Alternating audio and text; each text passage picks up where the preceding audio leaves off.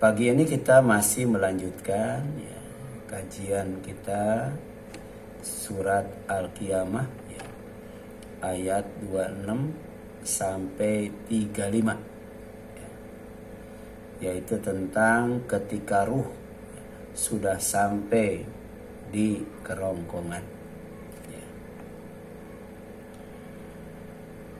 Yang pertama, ternyata apabila nyawa ketika dicabut malakul maut itu sudah naik ya ke kerongkongan, berarti dari bawah ya, dicabutnya dari bawah ya, sampai di kerongkongan, itu adalah puncak sakratul maut ya.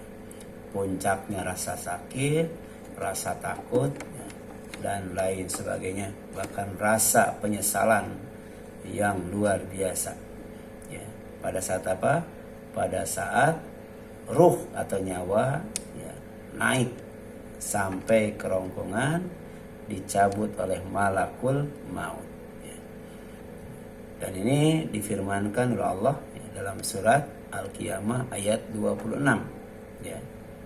Kalla ya, tidak ya. Kala ini bentuk penolakan dari Allah atas keyakinan yang keliru, keyakinan yang salah, yaitu meyakini bahwa manusia kalau sudah mati kemudian tinggal tulang belulangnya, Allah tidak akan mengumpulkannya. Maka ditolak oleh Allah. Kala jangan punya keyakinan seperti itu. Kenapa? Idza balagatit taraqi ya, apabila nyawa telah sampai ke kerongkongan ya, jadi hakkan idza wasalati ruhu ila ali asadri ya. Jadi sungguh benar-benar bahwa ruh itu ya, dicabut oleh malakul maut, dinaikkan sampai ke bagian dada paling atas, yaitu kerongkongan. Jadi kerongkongan itu bagian dada paling atas ya. Kemudian waqala ba'dul ya, hadirin ya, li ba'din, dan sebagian orang yang hadir berkata kepada yang lainnya ya, itu yang menyaksikan peristiwa sakratul maut. Hal min rokin ya, yarkihi wa yashfihi mimma huwa fih. Apakah ada orang yang bisa meruqyah dan menyembuhkan dari apa yang ia alami ya. Jadi sakratul maut itu ya, tidak ada obatnya ya. Sakratul maut itu tidak ada obat yang bisa menyembuhkannya ya.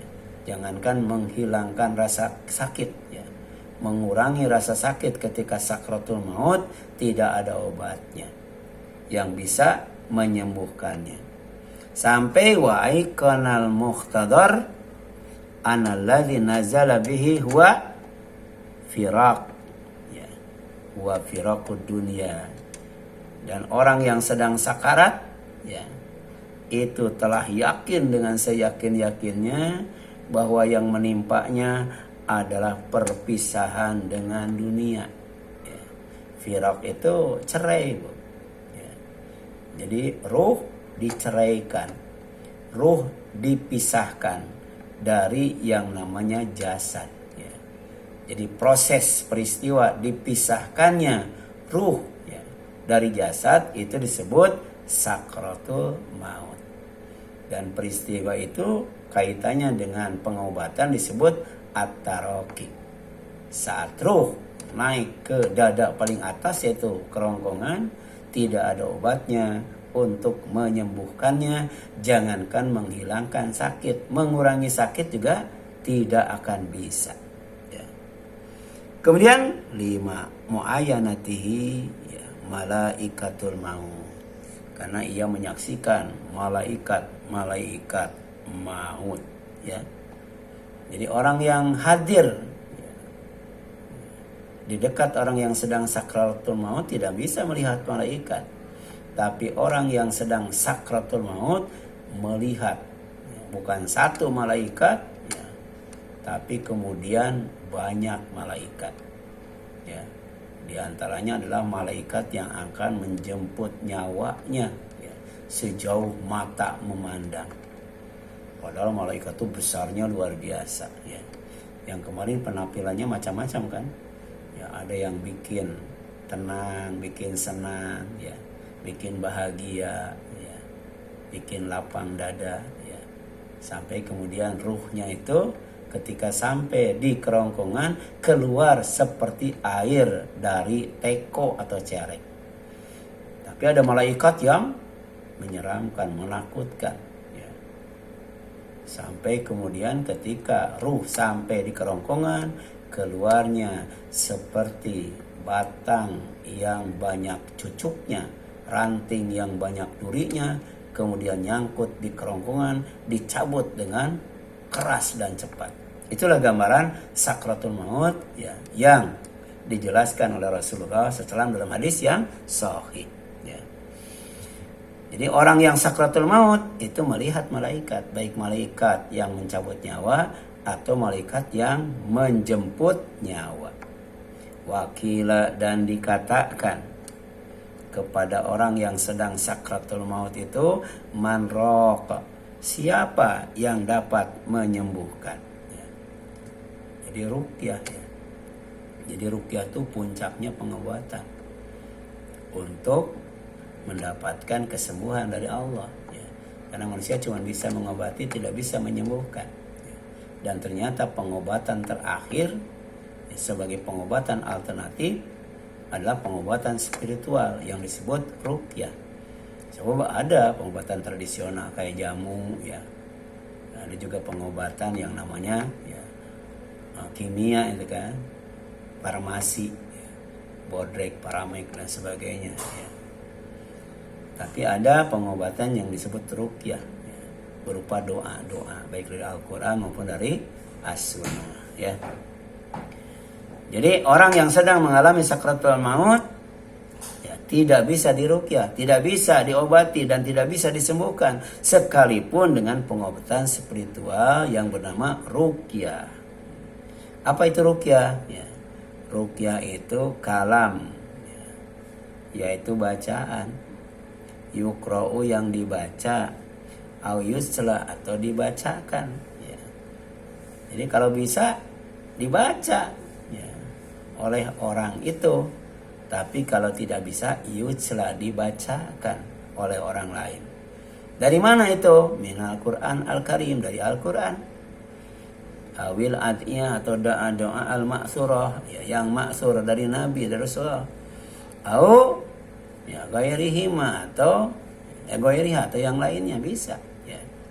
Nah, yurodo dimaksudkan bihi dengan ruqyah itu, ya, asyifa, kesembuhan, min marodin, dari yang namanya penyakit, audain, ya, atau sakit. Jadi kalau marodin itu sakit, ya, tapi kalau dain yang bikin sakit, ya, yang bikin sakit itu ketika dicabut nyawa, ya. Sedangkan sakitnya disebut sakratul maut. Nah, tidak bisa itu diruqyah, baik, ya, sakitnya maupun penyakitnya. Au, ya, al-himayah, ya, minal ain, ya, asihri wal hasad, ya. Termasuk juga untuk perlindungan dari ain, mata jahat, dan hasad, iri dengki. Jadi ada orang punya mata, kalau melihat kita jadi celaka itu. Kalau melihat kita jadi sakit. Jadi kalau kita dilihat oleh orang itu, ya, maka kita bisa celaka, bisa sakit. Nah, kita bisa, ya, kita lindungi diri kita dengan ruqyah, ya, ruqyah syar'iyah. Tapi bisa juga pengaruh dari orang hasad, orang iri dan dengki. Di antaranya dengan membaca surat apa? Al-Falaq, ya. Qul a'udzu birabbil falaq min syarri ma khalaq wa min syarri ghasiqin idza waqab wa min syarri naffatsati fil 'uqad wa min syarri hasidin idza hasad. Itu salah satunya adalah ruqyah untuk gangguan sihir, ya. Kemudian ya, ruqyah digunakan untuk memohon kesembuhan kepada Allah dengan membaca ayat-ayat Al-Qur'an seperti surat Al-Fatihah, ya. Jadi surat Al-Fatihah itu disebut surat Ar-Raqi, surat yang bisa digunakan untuk meruqyah.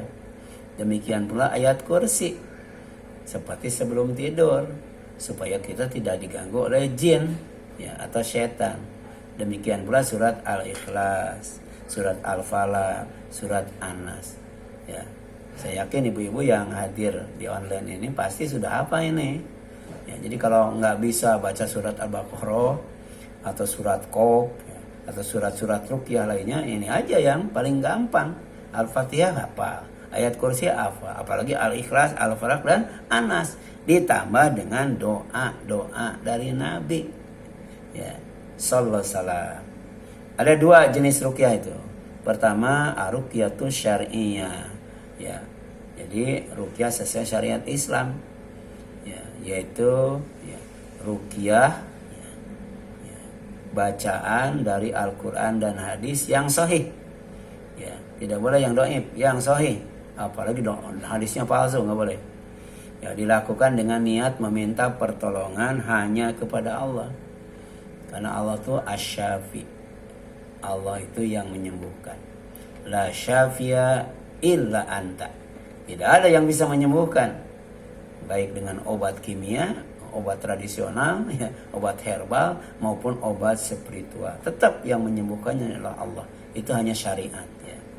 Hanya jalan. Ruqyah ghair syariah, ya. Jadi ada juga ruqyah yang tidak sesuai dengan syariat. Ya, ada di dalamnya itu unsur bid'ahnya, ada unsur syiriknya itu, ya, ruqyah itu, ya. Misalnya melalui media yang namanya kambing, ya. Jadi penyakitnya dipindahkan ke kambing. Kemudian baca zikirnya juga ya tidak taratil, ya. Tidak tenang, tidak pelan, tapi cepat banget. Baca Allahu Akbar tuh cepet sampai pakpar. Ya, itu nggak boleh tuh. Padahal yang dibaca sebenarnya Allahu Akbar, tapi kemudian diselewengkan, disimpangkan oleh setan supaya ya apa, takbirnya itu ya, tidak jadi ruqyah syar'iyah, tapi ruqyah ghair syar'iyah. Jadi bukan Allahu Akbar tapi pakpar kan gitu, ya. Kemudian ya, dengan bahasa yang tidak dimengerti itu, ya, ada yang disebut mantra, ya, jampi, jangjawokan, nah itu kan, itu ciri ruqyah yang tidak sesuai syariat, yang di dalamnya mengandung unsur bid'ah dan syirik. Demikian pula minta bantuan jin, ada medianya tuh jin itu, ya. Jadi jin itu bisa diminta bantuan, diminta perlindungan, ya, dari yang namanya gangguan penyakit, termasuk gangguan jin sendiri, ya. Jadi nanti kalau jin yang mengganggunya, ya, itu lebih kuat daripada ya orang yang minta bantuan kepada jin, ya, maka nggak bisa sembuh itu. Tapi kalau jinnya lebih mantap, ya, kemudian yang mengganggunya lebih rendah, ya, itu maka insya Allah sembuh, ya. Tapi kalaupun sembuh tetap dengan izin Allah. Cuman cara itu ya ghair syariah, ya, tidak sesuai dengan tuntunan syariat. Coba baca surat jin, ya, surat 72 ayat 6. Itu ada larangan berkolaborasi dengan jin, ya. Bukan sembuh, malah nambah dosa, nambah salah, ya. Kenapa? Karena menyalahi syariat, ya. Kemudian syarat ruqyah syariah, ya, yang jelaskan hanya menggunakan ayat Al-Quran, nama-nama dan sifat Allah atau doa dari Nabi. Jadi al-ma'thurat, ya. Itu ada buku kecil itu, ya, dulu tahun 90-an itu, ya. Itu ada, itu banyak, itu kecil-kecil bukunya, itu bisa dimasukin ke saku, ya. Namanya doa al-ma'thurat. Jadi doa yang diambil dari ya Al-Quran, ya. Tapi lebih banyak doa diambil dari al-hadis seperti raditu billahi robba dan sebagainya. Kemudian dengan menggunakan bahasa Arab, atau yang difahami artinya, ya. Nah, itu kalau apa? Kalau ruqyahnya ruqyah syar'iyah, ya. Jadi dengan menyebut nama Allah atau menyebut sifat Allah, kemudian menggunakan doa-doa dari Nabi atau menggunakan bahasa Arab yang difahami artinya, ya. Seperti tadi, semoga ya, Allah menyembuhkannya. Itu kan bukan bahasa Arab, ya. Tapi kalaupun pakai bahasa Arab, Allahu yashfi, ya syafakallah, ya. Itu bukan dari Nabi, tapi itu mengandung ruqyah syar'iyah. Semoga Allah menyembuhkanmu, ya. Kalau la ba'sa tahur, insyaallah itu dari Nabi itu, ya. Atau Allahumma rabban nas mudhibal bas, ya. Ishfini anta syafi la syafi'a illa anta syifaan la yughadir saqama, itu dari Nabi, namanya al-ma'thurat, ya. Kemudian dalam waktu yang sama meyakini bahwa kesembuhan itu dari Allah, ya, sebagai Rob semesta, bukan karena ruqyah itu sendiri, ya. Bukan karena tukang ruqyahnya hebat, bukan karena ruqyahnya mantap, bukan. Tapi sembuhnya itu disembuhkan oleh Allah SWT. Mungkin bisa jadi karena kesolehan yang meruqyahnya, ya, atau ketaatan yang diruqyahnya, ya. Allah ngasih pertolongan, ya. Jadi zikirnya bagus, syukurnya bagus, ibadahnya bagus, Allah akan menolong orang itu. Kemudian sabar ketika ya mengobati atau menghadapi penyakit yang diujikan kepadanya. Jadi wasta'inu bis-sabri was-shalah, ya. Wa innaha lakabiratun ila alal khashiin, ya. Jadi hendaklah kamu minta tolong kepada Allah itu dengan sabar dan sholat. Sholat dalam arti khusus, ya, dimulai dengan takbir, ditutup dengan salam. Tapi juga dalam artian umum dengan doa, ya. Doa kemudian sabar. Setelah itu ya, datang kepada ahli, ya, pengobatan, baik dokter maupun tabib. Kemudian wadhanna annahul firaq, dan dia orang yang sedang sakratul maut pada saat itu yakin bahwa itulah waktu perpisahan dengan dunia, namanya firaq, ya. Makanya disebut meninggal dunia, ya. Jadi sudah tidak tinggal di alam dunia lagi, alam lain tuh, alam kubur, ya, alam mahsyar dan selanjutnya.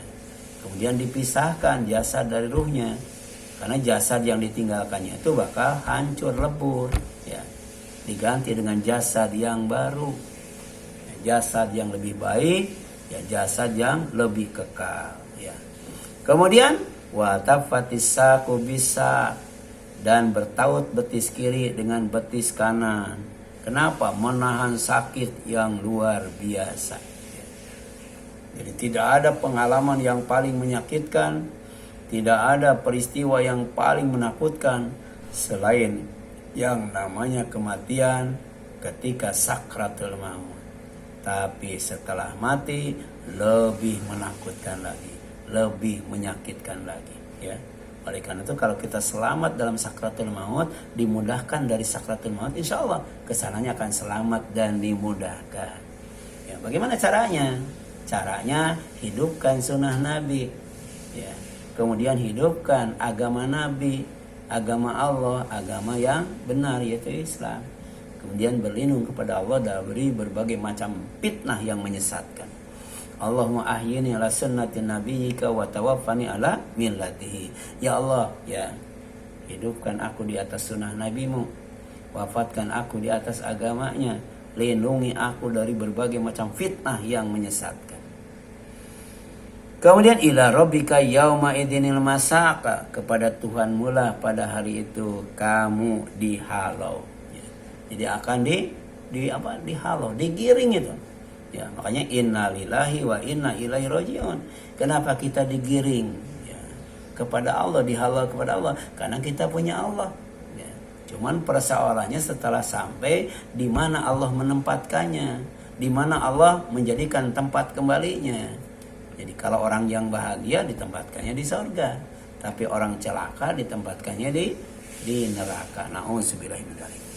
Watas salat, ya, syiddatu akhir dunia bi syiddati awalil akhirah. Jadi maka bertemulah antara dahsyatnya akhir kehidupan dunia dengan dahsyatnya ya pemulaan kehidupan akhirat. Ini hakikat sakratul maut ya. Jadi dalam tafsir Al-Muyassar dijelaskan sakratul maut itu sejatinya pertama bertemu antara dahsyatnya akhir kehidupan dunia tuh. Jadi akhir kehidupan yang paling dahsyat itu ketika di dunia waktu sakaratul maut. Demikian pula awal dari dahsyatnya kehidupan akhirat itu bertemunya di sakaratul maut. Baru kemudian disimpan sementara di alam kubur yang disebut alam barzah. Alam yang memisahkan antara dunia dan akhirat. Ke alam dunia nggak bisa kembali, ke alam akhirat belum bisa melanjutkan kecuali nanti setelah dibangkitkan ya oleh malaikat Israfil lewat tiupan yang kedua. Jadi ilallahi ta'ala masak al-ibad yaumal qiyamah. Maka kepada Allah lah tempat kembali semua hamba pada hari kiamat ya. Irji' ila rabbiki radiyatan mardiyah fadkhuli fi ibadi wadkhuli jannati. Ya, orang yang jiwanya tenang dengan zikir, dengan syukur, dengan ibadah yang baik, kemudian diperintahkan untuk kembali menghadap Allah dalam keadaan ridha dan diridhai. Kemudian dipersilakan fadkhuli fi ibadi, masuk kamu ke dalam hamba-hambaku, wadkhuli jannati, dan masuk ke dalam surga-surgaku. Ya, jadi dicabutnya ya tadi seperti air mengalir dari teko ya. Kemudian dijemput oleh malaikat membawa kain kafan yang wangi, minyak wangi dari sorga ya. Kemudian ketika ditanya, malaikat Munkar dan Nakir bisa menjawab ya. Kemudian amma ila jannah ya, imma ila jannah wa imma ila nar ya. Apakah ya ke sorga atau ke neraka ya. Jadi kepada Allah tempat kembali semua hamba-hamba pada hari kiamat itu, apakah ke surga atau ke neraka ya. Ini tafsir Al-Muyassar ketika menjelaskan surat Al-Qiyamah ayat 26 sampai 35 ya. Kemudian orang-orang kafir akan dihalau ke neraka jahanam setelah divonis sebagai orang yang celaka ya. Ada dalam surat Az-Zumar tuh, wasiqal ladzina kafaru ila jahannam zumara. Orang-orang yang kafir akan digiring ke neraka oleh siapa? Oleh malaikat. Kemana? Neraka jahanam secara berombongan, tidak sendiri-sendiri ya. Jadi ada komunitasnya ya, makanya warka'u ma'arokin, kalian tuh harus ruku bersama orang-orang yang ruku ya. Bergaul bersama orang-orang yang jujur ya, bertemu dengan orang-orang yang salih. Supaya apa? Supaya nanti ketika digiring itu satu komunitas dengan mereka.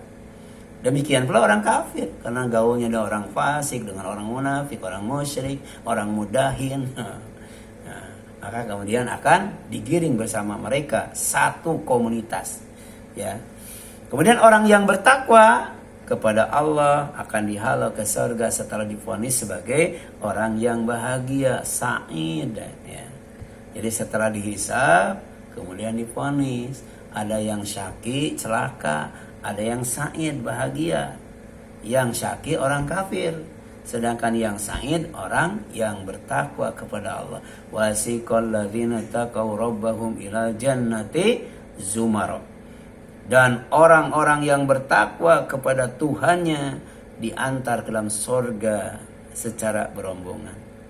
Ibu yang punya kitab Riyadhus Shalihin itu bisa dibuka bab 6, bab takwa.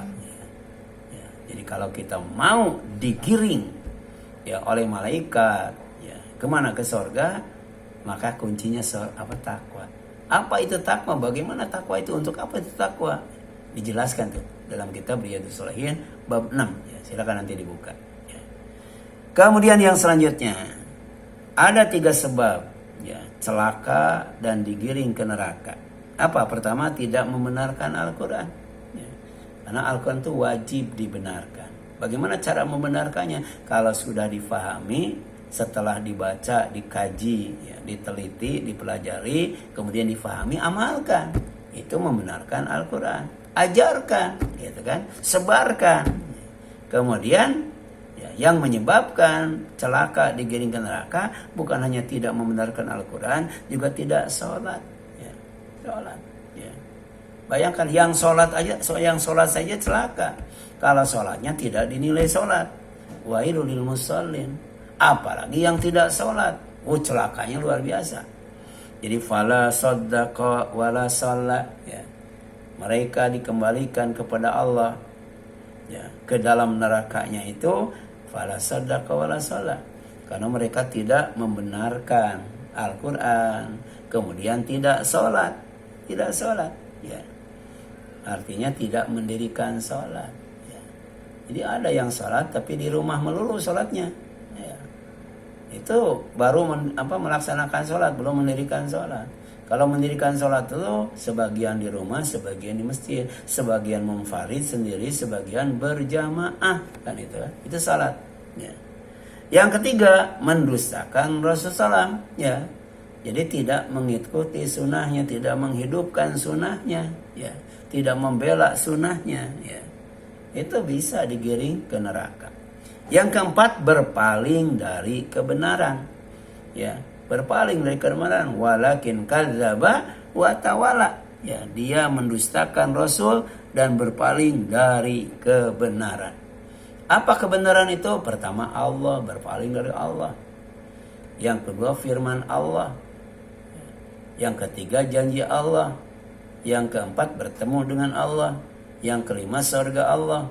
Yang keenam, neraka Allah. Yang ketujuh, para nabi Allah. Yang kedelapan, Nabi Muhammad SAW. Yang kesembilan, as-sa'ah, ya, hari haknya kiamat. Jadi kiamat itu pasti adanya dan benar terjadinya. Kalau kemudian didustakan, digiringnya ke neraka, bukan ke surga. Ya. Kemudian tsumma dzahaba ila ahlihi yatamatta. Kemudian dia pergi kepada keluarganya dengan sombong, ya. Jadi komunitas kembali itu, dia punya komunitas, punya kumpulan orang-orang yang sombong. Orang yang sombong itu orang yang menolak kebenaran dan orang yang menghina, meremehkan, ya, sesama manusia, ya. Jadi orang yang membenarkan Al-Quran dihina itu. Orang yang membenarkan Nabi dihina. Orang yang sholat dihina, kan begitu.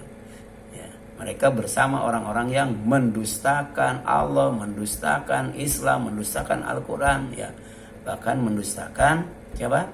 Nabi Muhammad SAW. Ya.